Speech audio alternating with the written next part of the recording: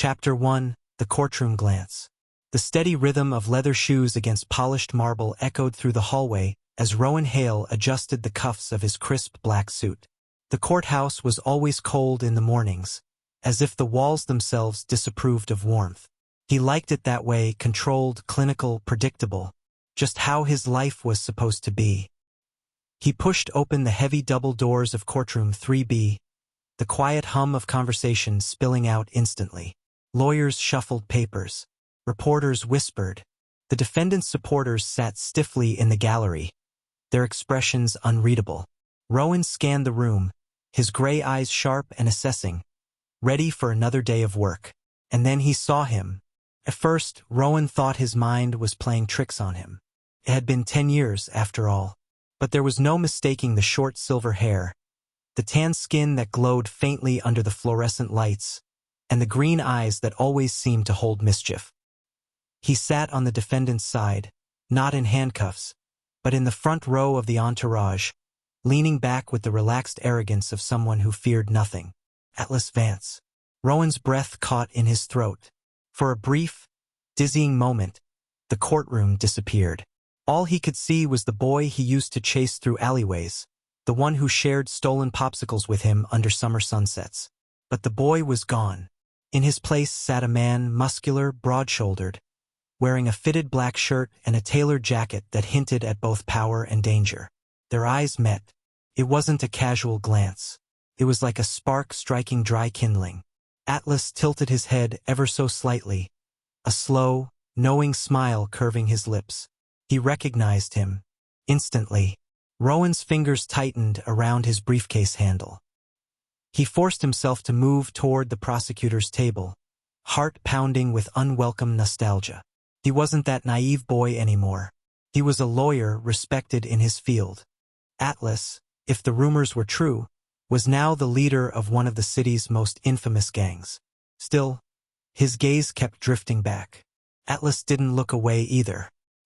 He lounged in his seat like he owned the room, one arm draped lazily over the backrest, green eyes fixed on Rowan as though nothing else in the courtroom mattered. It was unnerving. How someone could make a sterile place like this suddenly feel too warm, too alive. When the judge entered and everyone rose, Rowan forced himself to focus. He presented arguments, questioned witnesses, objected at the right moments. His voice was clear and precise, his movements sharp. But every time he felt Atlas's eyes on him, his pulse stuttered. At one point, during a recess, Rowan turned slightly, and there Atlas was, leaning forward with his elbows on his knees, smirking like he'd just caught Rowan in some secret. It was the exact same grin from their childhood, only now, layered with something deeper, more dangerous. Mr. Hale. His co-counsel tapped his arm. You okay? Rowan straightened. I'm fine. But inside he wasn't fine at all. As the gavel struck to end the day's session, Atlas rose smoothly, adjusting his cuffs like a man preparing for a show. He glanced at Rowan one last time before walking out with his men, that confident stride burning into Rowan's memory all over again. Rowan exhaled slowly, gripping the edges of his folder. After 10 years of silence, Atlas Vance had walked back into his life. Not with a knock, but like a storm through open windows. And the worst part of Rowan didn't know whether to run or stay and watch. Chapter 2: Unwanted Reunion. The courthouse steps were already buzzing with reporters when Rowan exited through the main doors, briefcase in hand. Cameras flashed like lightning. He squinted against the late afternoon sun, ignoring the barrage of questions hurled his way. Mr. Hale, do you think the defendant will walk free? Are the gangs involved influencing the case? Is it true you're taking on more high-profile clients? He didn't answer. He never did. Keeping his personal world tightly sealed was how he survived in a city where everyone wanted a piece of something. Turning down a quieter hallway that led to the side parking lot, Rowan loosened his tie slightly, finally able to breathe. His mind was still spinning from the sight of Atlas in the courtroom. 10 years was a long time, but his presence had hit like a punch to the chest, unexpected and impossible to ignore. Rowan Hale, a familiar, deep voice drawled behind him. He froze. The voice alone brought back an avalanche of memories. He turned slowly, and their Atlas was leaning casually against the brick wall like he had all the time in the world. His short silver hair caught the sunlight, making him look almost ethereal, if ethereal came with a smirk and danger wrapped in muscle. He wore a dark, open-collared shirt, sleeves rolled up to his elbows, showcasing strong forearms and ink that curled up his skin like living shadows. His green eyes scanned Rowan with that same unshakable confidence, a touch of mischief glinting within. "I almost didn't recognize you," Atlas said, pushing off the wall with the kind of fluidity that came from being utterly sure of oneself. He approached slowly, his steps unhurried. "All grown up. A lawyer, huh?" Rowan forced his heartbeat to steady. "Atlas." He tried to sound composed, but his name felt strange on his tongue after so many years. "You seem to have chosen a different path." Atlas chuckled, a low, warm sound that sent an involuntary shiver down Rowan's spine. "You always liked playing by the rules. I always liked breaking them. Some things don't change." His words were teasing, but underneath them was something heavier. History. Unfinished business. Rowan lifted his chin. "We're on opposite sides now. Are we?" Atlas stepped closer, close enough that Rowan could catch the faint scent of leather and something spicy. "I mean, technically, I'm just a concerned citizen watching a trial. You're the brilliant lawyer." He leaned slightly forward, lowering his voice. "But let's be real. You've been looking at me all day." Rowan's pulse jumped. "Don't flatter yourself." Atlas smirked, clearly enjoying the reaction. "It's not flattery if it's true."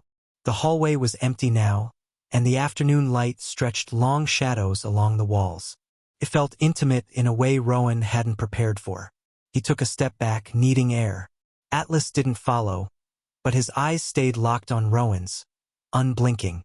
"Why are you here, Atlas?" Rowan asked finally, his voice quieter. "Maybe I just wanted to see an old friend." Atlas tilted his head, the silver strands of his hair falling slightly into his eyes. "You disappeared after that summer. Didn't even say goodbye." Rowan's chest tightened. Memories of their final summer together surfaced. The stolen laughs, whispered secrets under cracked street lamps, the way they'd promised to meet at the train station that one last night.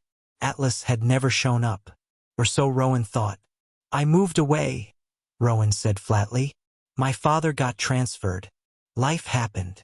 Life always happens." Atlas's gaze softened, but only for a second. Then the smirk returned. "But look at us, reunited in a courthouse. Very poetic." Rowan turned toward the parking lot. "Whatever this is, Atlas, it's in the past. We're different people now." He barely took 2 steps before Atlas's voice followed him, lower and closer. "Don't pretend you didn't miss me." Rowan stopped in his tracks. He didn't turn around, didn't give Atlas the satisfaction of a reaction. But his heart thudded traitorously against his ribs. The silence between them stretched, electric and fragile. Finally, Rowan muttered, "Goodbye, Atlas," and walked away, his shoes clicking briskly against the pavement. Behind him, Atlas watched with a half-smile, hands shoved in his pockets, looking for all the world like a man who had just found something or someone he wasn't planning to let slip away again. Chapter 3. Dinner with Danger. Rowan was not the type to accept unexpected invitations, especially not from people like Atlas Vance. His evenings were usually quiet. A neat dinner at home, reviewing case notes, maybe a late run through the park to clear his head. Order. Control. So when an elegant black car pulled up beside him outside his office that Friday evening and the back window rolled down to reveal Atlas, lounging in the back seat like he owned the night, Rowan's first instinct was to walk faster. "Rowan," Atlas greeted smoothly, one arm resting casually along the leather seat. "You're free tonight." It wasn't a question. Rowan frowned. "I'm busy." Atlas raised a brow. "Doing what?" "Eating leftovers and alphabetizing your case files." Rowan opened his mouth to snap back, but the grin spreading across Atlas's face disarmed him. It was infuriating how easily Atlas slipped under his guard. "I don't have time for games," Rowan said. adjusting the strap of his bag. Good thing this isn't a game. It's dinner. Old friends catching up. Atlas leaned slightly forward, his green eyes glinting in the streetlights. Unless you're afraid. Afraid? Rowan repeated, incredulous. Yeah, Atlas said with a light shrug. Of what might happen if you spend too much time with me. The air between them tightened. Rowan hated that his heartbeat actually skipped. It wasn't fear, it was something else entirely. Something he hadn't felt in years. Before he could talk himself out of it, he heard himself sigh. Fine. Dinner. 1 hour. Atlas's grin widened like he'd just won a bet. Get in. The restaurant Atlas took him to was nothing short of extravagant. A rooftop place overlooking the city, all glass walls and warm golden light. A private table waited for them, already set with flickering candles and crystal glasses. The view was stunning, but Rowan couldn't shake the feeling that he'd stepped into Atlas's world. A world where rules bent around him, where danger wore a charming smile. Atlas pulled out a chair for him with mock chivalry. Your throne, counselor. Rowan sat stiffly. I didn't agree to theatrics. You used to like my theatrics, Atlas countered, settling opposite him with lazy grace. His silver hair caught the light, making him look both untouchable and magnetic. Remember the summer festival? I got us into the fireworks launch site. You almost got us arrested? Rowan muttered, hiding a reluctant smile behind his water glass. Atlas's grin softened slightly. Yeah, but you laughed so hard that night, you almost dropped your ice cream.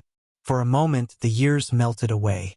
They were kids again, standing shoulder to shoulder under exploding colors in the sky.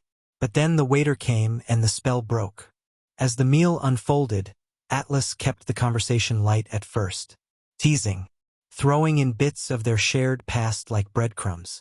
Rowan tried to keep his answers curt, but Atlas had always had a way of getting under his skin.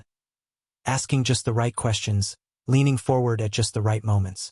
You've changed, Atlas said eventually, swirling his drink. More polished, sharper. But his gaze flicked up, catching Rowan's. Your eyes are the same. Rowan's grip on his fork tightened. You've changed too, Atlas smirked. For better or worse? Depends on who you ask, Rowan replied coolly. Atlas leaned back, tapping his glass. For the record, I don't expect you to approve of everything I've done, or everything I do now, but I do expect you to stop pretending like you don't feel anything when I look at you. Rowan froze. Atlas, you keep your face calm, Atlas interrupted, his voice dropping lower, smoother. But your pulse? It gives you away. Rowan cursed internally for the heat rising to his cheeks. He hated that Atlas could still read him so easily after all this time. The waiter returned with dessert, momentarily saving Rowan from responding. But Atlas didn't break eye contact, not once. After dinner, they stepped out onto the rooftop balcony. The city spread beneath them like a galaxy of lights. Atlas leaned against the railing, hands in his pockets, looking both wild and serene against the night sky. Rowan stood a few feet away, arms crossed, trying not to feel the pull. You didn't have to come tonight, Atlas said suddenly. But you did. I told you. 1 hour. Rowan glanced at his watch, but his feet didn't move. Neither did his heart. Atlas looked at him with a faint, almost wistful smile. You're still trying to run your life like a perfect equation. But you forget. Some variables don't follow rules. Is that supposed to mean something? Rowan asked. It means, Atlas said softly, stepping closer. I missed you. The way he said it, without smirk, without teasing, hit Rowan unexpectedly hard. The night air felt warmer. Their eyes held for what felt like too long, the city lights blurring in the background. Rowan swallowed, breaking the moment with a carefully measured tone. This doesn't change anything between us. Atlas's lips curved into a small, knowing smile. Of course not, counselor. But the way he looked at Rowan said something entirely different. Chapter 4. Close call. The city always had a different kind of silence after midnight, like it was holding its breath. Rowan sat alone in his office, sleeves rolled up, gray tie loosened, surrounded by piles of case files. The soft hum of the fluorescent lights mixed with the scratch of his pen against paper. Most people hated working late, but for him, these quiet hours were sacred. No distractions. No questions. Just logic, order, and focus. Or at least that's how it was supposed to be. Lately, no matter how deep he buried himself in work, Atlas's face kept surfacing. That infuriating half-smile. Those green eyes that lingered too long. The way he'd said, "I missed you" on the rooftop, like it was the most natural thing in the world. Rowan shook his head and forced his attention back to the deposition in front of him. A sudden pop echoed outside, sharp and distant. He froze, pen hovering mid-sentence. Another pop followed. Then a third. Not fireworks. Gunshots. He stood, moving to the window overlooking the street below. The usually empty road was now chaos. Black SUVs skidded to a stop. Men in dark clothing spilled out, shouting. People on the sidewalks scattered in panic. And in the center of it all, illuminated by the orange glow of a flickering street lamp, was Atlas. Even from several stories up, Rowan could pick him out instantly. The short silver hair, the calm in the storm. He wasn't running, he was directing. His tan skin glistened faintly with sweat under the streetlight as he barked commands. His movements sharp and precise. He wasn't a bystander. He was in control. One of the men near Atlas stumbled, clutching his arm. Another gunshot rang out. Atlas turned, scanning the rooftops, and for a split second, his eyes found Rowan's window. Rowan's breath caught. Atlas tilted his head, just slightly, as if to say, "You see this." Then he jerked his chin in a silent order to someone nearby. A car door opened, and within seconds, the scene unraveled. Atlas and his men slipping into vehicles like smoke disappearing into the night. Sirens wailed in the distance. Rowan stepped back from the window, heart hammering against his ribs. He shouldn't care. This wasn't his world. He wasn't supposed to be standing in an office at midnight, watching gang skirmishes play out like scenes from a movie. He tried to shake it off and return to his work, but his focus was gone. Atlas was involved in something dangerous. More dangerous than Rowan had let himself admit. The next morning, exhaustion clung to him like a second suit. He parked outside the courthouse, grabbed his briefcase, and found something tucked under his windshield wiper.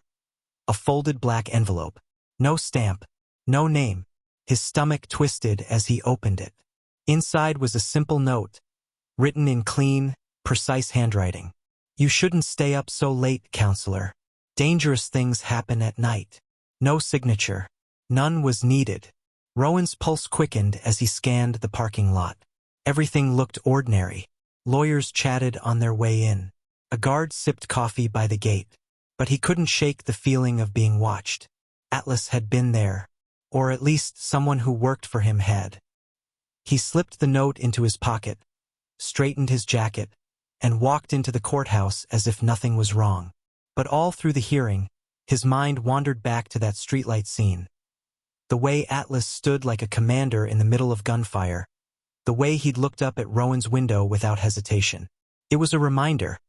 Atlas's world wasn't some nostalgic memory. It was real. It was dangerous. And it was closer than Rowan wanted to admit. That night, as Rowan locked up his office, he hesitated before stepping outside. The street was quiet. Too quiet. A shadow shifted near the alley.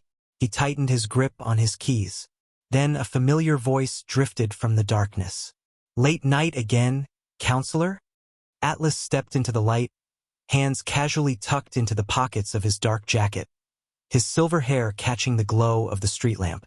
His expression was unreadable, somewhere between amused and protective. Rowan exhaled sharply. "Were you the one who left the note?" Atlas didn't answer. He just smirked. "You really shouldn't stay up so late. This city isn't as safe as your fancy office makes it seem." "Are you following me?" Rowan asked, half accusing, half genuinely unsettled. Atlas stepped closer, his boots silent against the pavement. "No, I'm watching your back. There's a difference." Rowan opened his mouth to protest, but Atlas stopped in front of him, close enough that Rowan could feel the warmth radiating off him in the cool night air. The green in his eyes softened slightly. "You're not part of this world," Atlas said quietly, "so don't get caught in it." And with that, he brushed past Rowan like smoke, disappearing into the night before Rowan could even think of a reply. Chapter 5: The Safe House. The rain came without warning that night, hard and relentless, pounding against Rowan's apartment windows like impatient fists. He had just settled onto his couch with a legal brief when a sharp knock echoed through the hallway. He frowned. It was nearly midnight. No one visited him unannounced, especially at this hour. His cautious side flared up. He approached the door quietly, peeking through the peephole, and froze. Atlas, soaked to the bone, blood smeared down his side, one hand pressed against his ribs. His short silver hair clung wetly to his forehead, and his usually steady green eyes were dimmed with pain, but still alert, sharp, scanning the hallway like a predator on guard. Rowan yanked the door open. "Atlas, don't freak out," Atlas said through clenched teeth, managing a weak grin. "It's just a scratch." Rowan's stomach lurched. "That's not a scratch. Get inside. Now." Atlas stumbled in, leaving faint red streaks on Rowan's polished floor. The metallic scent of blood filled the air, mixing with the rain. Rowan locked the door behind him and turned, already in fix-it mode. "Sit. Couch. Now," Rowan ordered. Atlas raised an eyebrow, even in pain. "Bossy. I like it." "Atlas." Rowan's voice sharpened. "Don't test me right now." Atlas relented, lowering himself onto the couch with a hiss. His soaked shirt clung to his muscular torso, revealing the gash along his left side. It wasn't life-threatening, but it was deep enough to make Rowan's hands tremble as he fetched the first aid kit. "Who did this?" Rowan asked as he knelt beside him. "Wrong place, wrong time," Atlas muttered. "I handled it." "That's not an answer." Atlas leaned back against the couch, closing his eyes briefly. "You wouldn't sleep if I told you." "I'm not sleeping anyway," Rowan shot back, ripping open a pack of antiseptic wipes. He pressed it to the wound. Atlas winced, jaw tightening, but didn't make a sound. Up close, Rowan noticed details he'd missed in their recent encounters.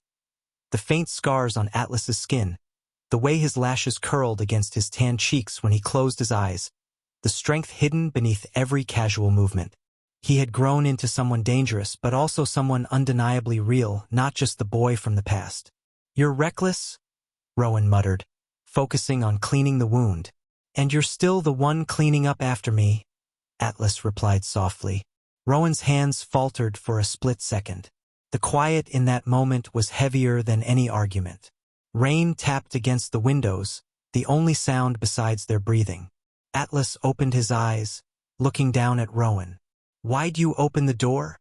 "What?" "I knocked. You could have ignored it. Called the cops. Slammed the door in my face. Why didn't you?" Rowan taped gauze over the wound and stood abruptly, needing distance. "Because I'm not heartless." Atlas's lips curved into a faint smile.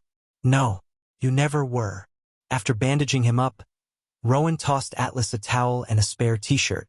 "You can stay until the rain stops," he said firmly. "Then you're gone."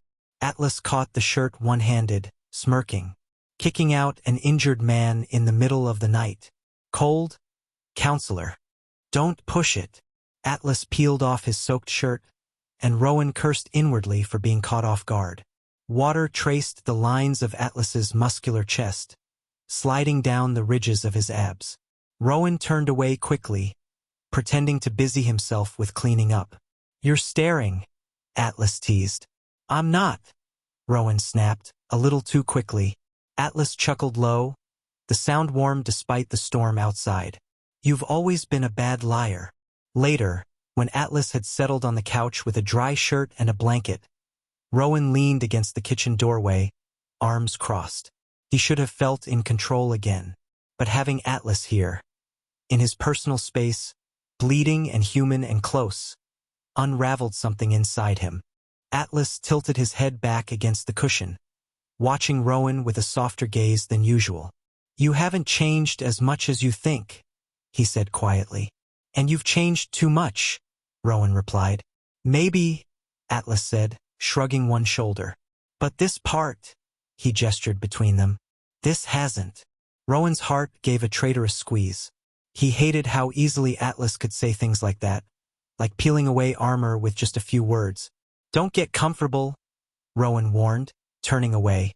"This isn't a safe house."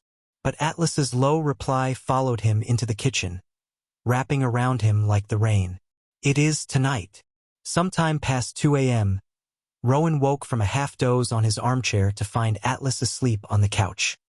His usually guarded face was calm, almost boyish, framed by silver hair and dim light.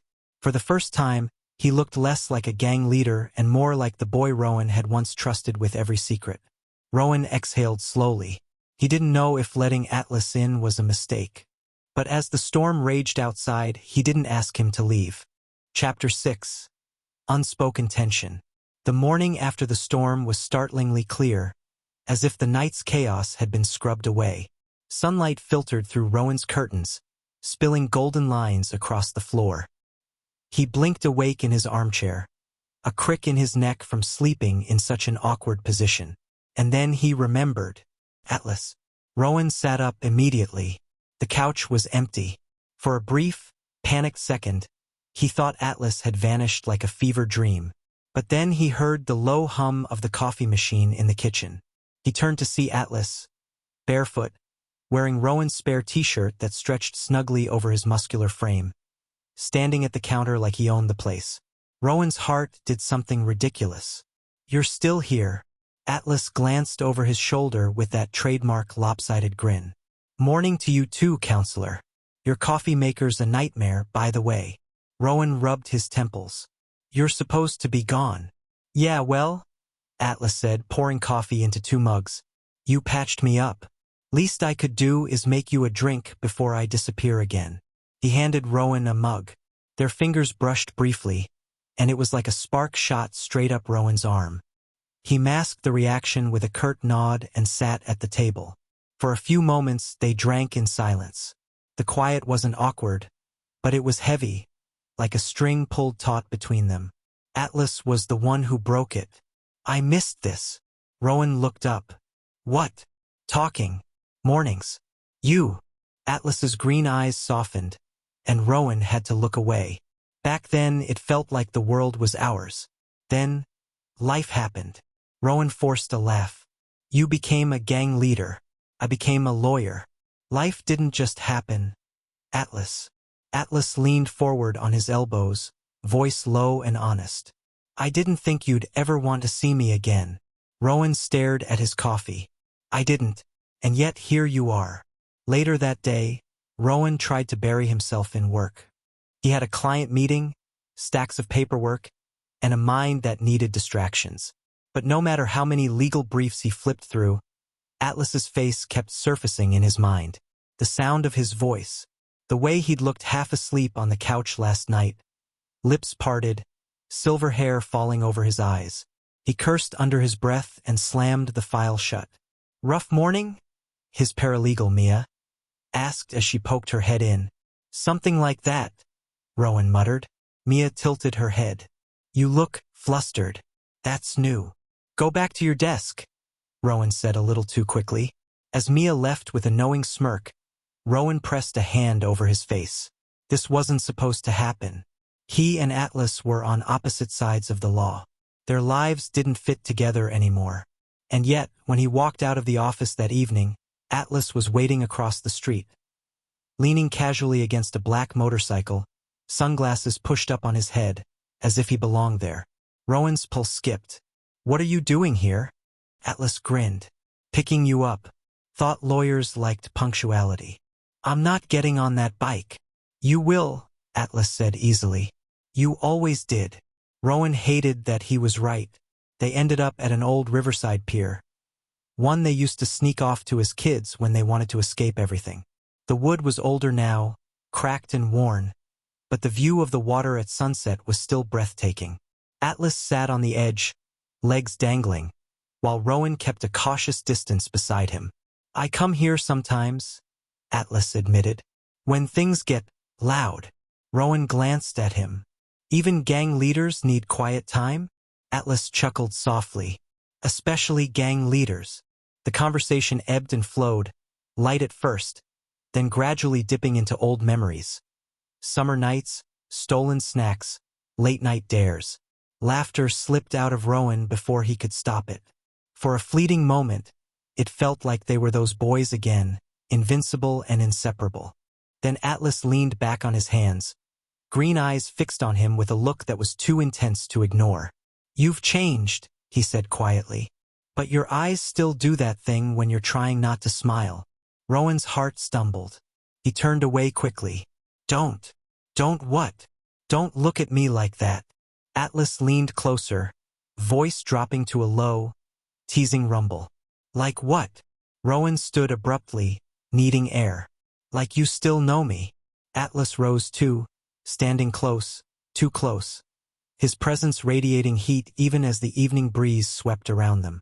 Rowan, he murmured. I do still know you. Their eyes locked. For a heartbeat, the world fell away. No gangs, no laws, no years lost. Just the magnetic pull between two people who'd never really stopped orbiting each other. But Rowan stepped back. This is dangerous, he said. Atlas's smile turned wry. Since when did danger ever stop us? He walked away before Rowan could answer, leaving him standing at the pier with a heart that refused to listen to reason. That night, Rowan lay awake in bed, staring at the ceiling. Every wall he'd built, every line he'd drawn between them, was starting to blur. And the worst part? He wasn't sure he wanted to stop it. Chapter 7, Dangerous Line. The city's nightlife pulsed like a heartbeat, neon lights, distant sirens, the hum of engines along rain-slick streets. Rowan shouldn't have been there. He knew it. The warehouse on the outskirts of town was not the kind of place lawyers visited after hours. But when he got a cryptic text from Atlas, "Need you. Don't ask. Just come," he found himself driving without hesitation. His sensible side screamed that this was reckless. But the part of him that remembered Atlas's green eyes softened in the morning light drowned it out.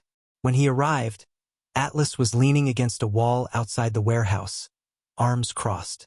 The bruises along his jaw were fresh, his short silver hair disheveled, shirt clinging to his frame with a mix of sweat and blood. But his grin was intact. "You actually came," he said, voice low with something between amusement and relief. Rowan slammed the car door. "You texted me like someone was dying." Atlas shrugged.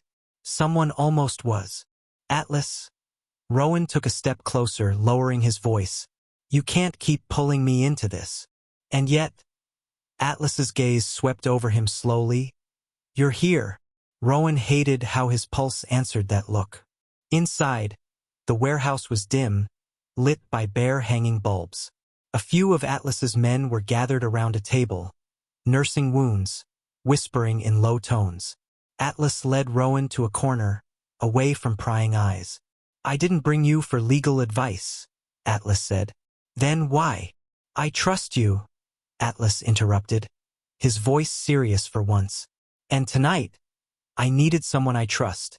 The admission hit Rowan harder than he expected.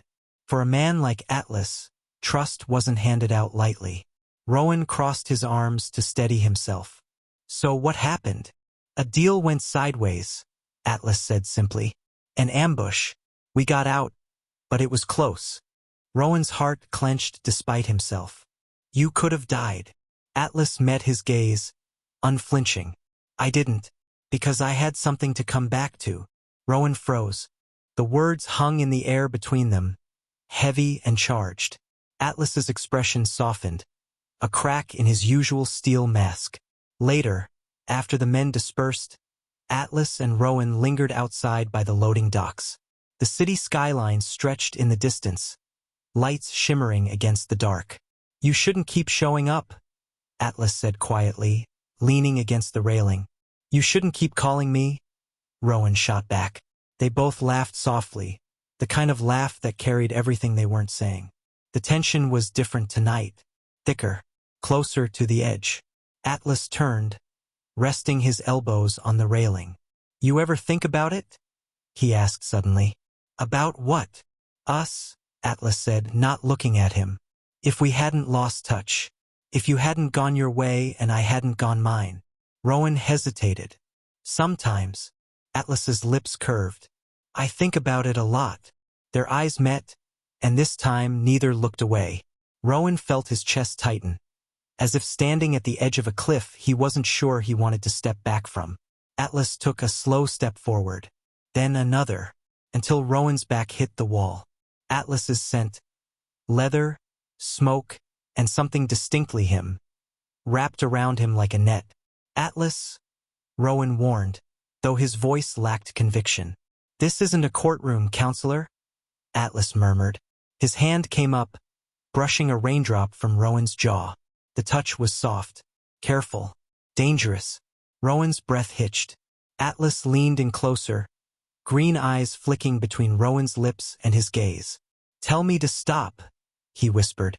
Rowan didn't. Atlas's forehead pressed lightly against his. The world shrank down to heartbeats, breath, and the line between restraint and surrender.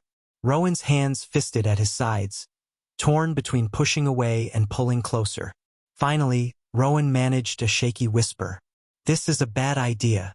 Atlas's smile was small, almost sad. I know, but he didn't step back. The sound of a distant engine broke the moment. One of Atlas's men called out, urgent. Atlas pulled away reluctantly, his usual sharpness snapping back into place. Business, he muttered. You should go. Rowan nodded, though his heart still raced. As he walked to his car, Atlas's voice stopped him. Rowan. He turned. Atlas's gaze softened. Be careful. The closer you get to me, the harder it'll be to walk away. Rowan got in the car without replying, because deep down he already knew, and yet he didn't stop coming back. Chapter 8. Cracks in the Armor. For the next few days, Rowan tried to bury himself in his usual routine. He threw himself into casework, court hearings, and endless late nights at the firm. But his focus was slipping.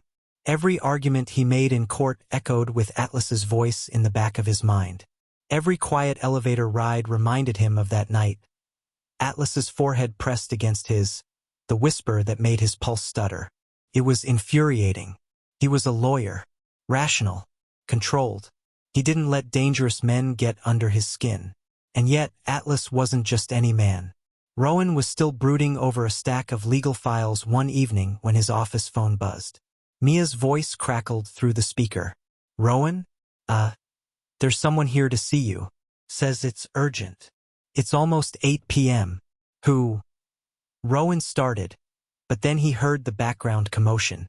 A familiar low voice, smooth and cocky, drifting through the speaker. Atlas.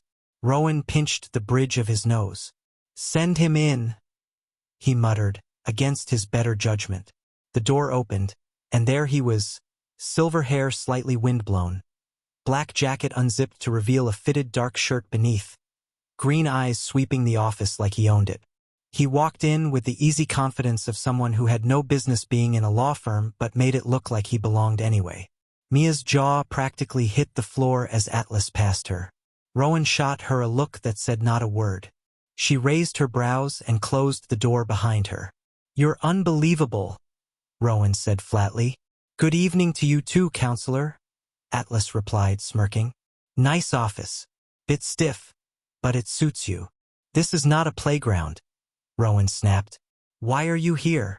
Atlas stepped closer, lowering his voice. Because you've been avoiding me. Rowan stiffened. I've been busy. With what? Your endless paperwork.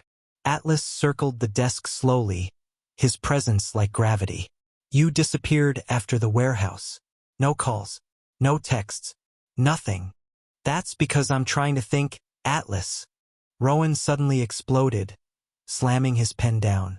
You drop into my life, drag me into your world, and act like it's the most natural thing in the world. It's not. For a moment, Atlas didn't reply. The cocky smirk faded, replaced by something quieter. He leaned back against the wall, crossing his arms. I know, he said softly. But You didn't push me away. That stung because it was true. Rowan rubbed his face, exhaustion creeping in. Why are you really here? Atlas hesitated for a heartbeat, then shrugged. Not his usual confident shrug, but a guarded one. I don't trust a lot of people. In my world, that gets you killed. But you, I always trusted you.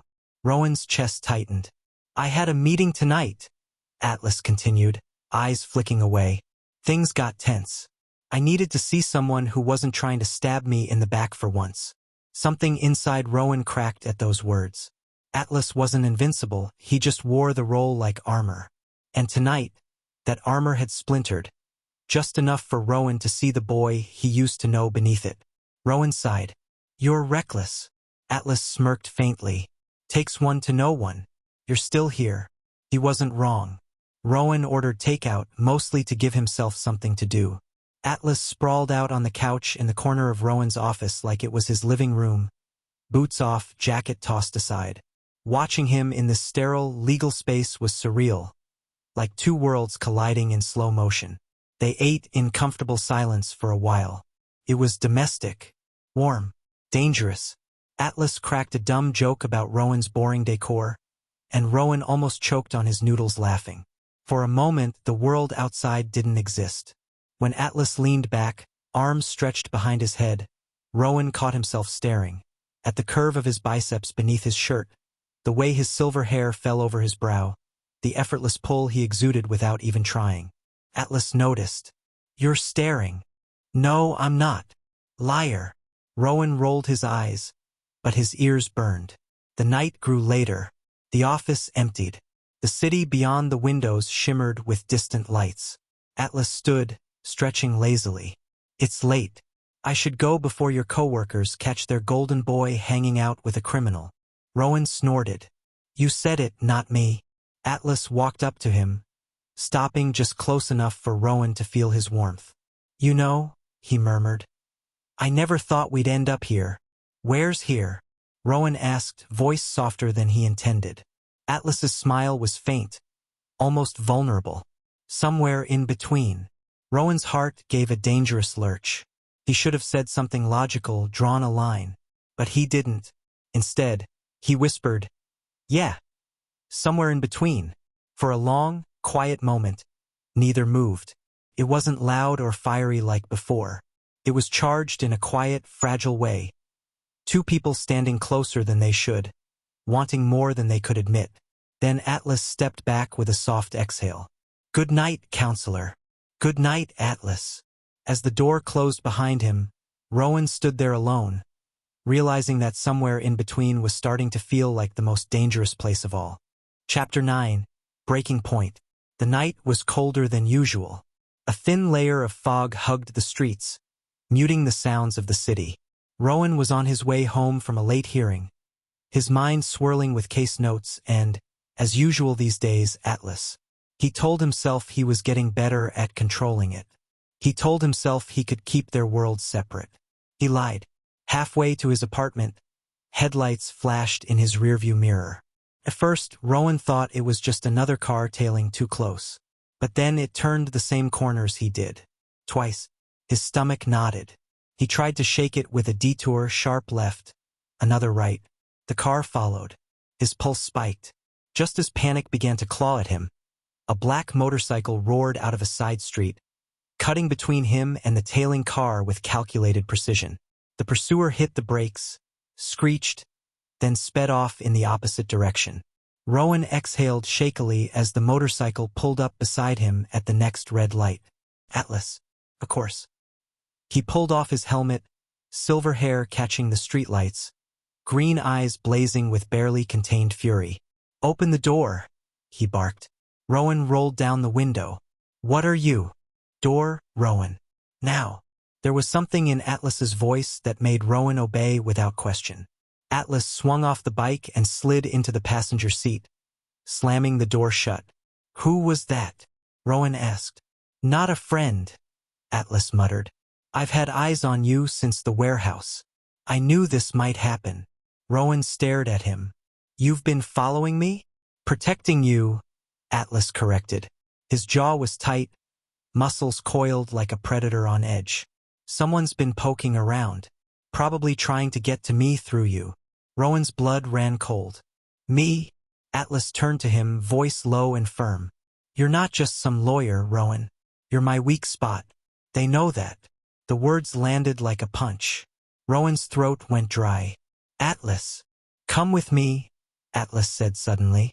You can't stay at your place tonight. I have work tomorrow. I don't care, Atlas snapped, then softened. I can't risk you being alone. Rowan hesitated only a second before nodding. He hated how easy it was to follow when Atlas used that tone. Atlas's safe house was on the edge of the city, tucked behind an auto shop. Rowan had only been there once before. Now, stepping inside, he noticed how different the atmosphere felt tonight. Tighter, tenser. A few of Atlas's men were stationed near the windows, exchanging curt nods as Rowan passed. Atlas locked the door behind them, then turned to face him. The adrenaline still hummed between them. You should have told me, Rowan said, trying to keep his voice steady. If I'm in danger, I need to know. Atlas ran a hand through his short silver hair, frustration bleeding through his usually calm exterior. I didn't want to drag you deeper into this. Rowan laughed bitterly. Newsflash, I'm already in it. That silenced Atlas. For once, he didn't have a smooth reply. Rowan took a step closer, anger and fear swirling in equal measure. You can't protect me and shut me out at the same time, Atlas. You don't get to make all the decisions. Atlas's eyes snapped up to meet his sharp, burning. You think I like this? You think I want you tangled in my mess? His voice cracked slightly, raw. I can handle anything they throw at me. But you... He stopped himself, teeth gritted. But me what? Rowan pushed. Atlas's chest rose and fell like he was holding back a storm. Then, in a low, dangerous whisper, but you're the one thing I can't lose. The room went quiet. Rowan's breath caught in his throat. The air between them thickened, heavy with every unspoken word from the past weeks. Rowan whispered, Atlas, and then Atlas closed the distance. His hand cupped Rowan's jaw, thumb brushing against his skin with a touch that was both rough and achingly gentle. Rowan didn't pull away this time. Their foreheads pressed together, just like that night at the warehouse. But now there was no hesitation, just raw, coiled emotion waiting to break loose. You drive me crazy, Rowan muttered. Atlas huffed a soft laugh against his lips. Right back at you, counselor. And then the dam cracked. Atlas's mouth found his in a kiss that was hot, fierce, and desperate. The kind that came from years of what-ifs crashing into the present. Rowan's hands gripped Atlas's jacket, pulling him closer as if afraid he'd disappear. Atlas's arm wrapped firmly around Rowan's waist, anchoring him against the chaos outside. It wasn't gentle. It wasn't careful. It was everything they'd been avoiding. When they finally broke apart, both were breathless, foreheads still pressed together. Rowan's heart thundered against his ribs. Atlas's green eyes were dark, searching his face like he was memorizing it. This is dangerous, Rowan whispered again, weaker this time. Atlas's lips brushed against his ear. So are you. Later, when Rowan finally fell asleep on the worn leather couch, Atlas sat in the dark nearby, gun resting loosely in his hand, eyes scanning the windows. His world was chaos, violence, and loyalty bought with blood. But tonight, with Rowan asleep in his safe house, he had something to protect that mattered more than territory. Chapter 10. Collision Course. The night air was sharp, heavy with the scent of gunpowder and rain. Sirens wailed in the distance, echoing through the abandoned shipping yard like a chorus of ghosts. The final showdown had come. Rowan gripped the steering wheel so tightly his knuckles turned white. His heart thundered against his ribs, faster than any courtroom battle ever could. He wasn't here as a lawyer tonight. He was here as Rowan, the boy who once held Atlas's hand under the summer stars and promised they'd find their way back to each other someday. He slammed the car door and ran across the wet pavement. Police lights cast flickering red and blue streaks across the stacked containers. Ahead, in the open clearing, Atlas stood surrounded by his men, their weapons lowered but ready. He looked like he belonged to the night, silver hair damp, black shirt clinging to his muscular frame, a stubborn fire blazing in his green eyes. "Atlas!" Rowan shouted. His voice cut through the chaos. Atlas turned, a grin tugging at his lips despite the tension. "Took you long enough, counselor." "This isn't a game," Rowan snapped, stepping closer. "The police are surrounding this place. If you keep fighting, there's no way out." Atlas tilted his head, that dangerous calm still in his posture. "There's always a way out. I've survived worse." Rowan's chest tightened. "I'm not talking about survival. I'm talking about us." For the first time that night, Atlas's grin faltered. "You think I'm going to stand here and watch you destroy yourself?" Rowan's voice cracked, raw and unfiltered. "You've spent 10 years building walls and wearing scars like armor. But I know you, Atlas. I know the boy who used to protect stray cats, who shared his food with me when I forgot mine. That boy is still in there." Atlas's gaze softened, just a fraction.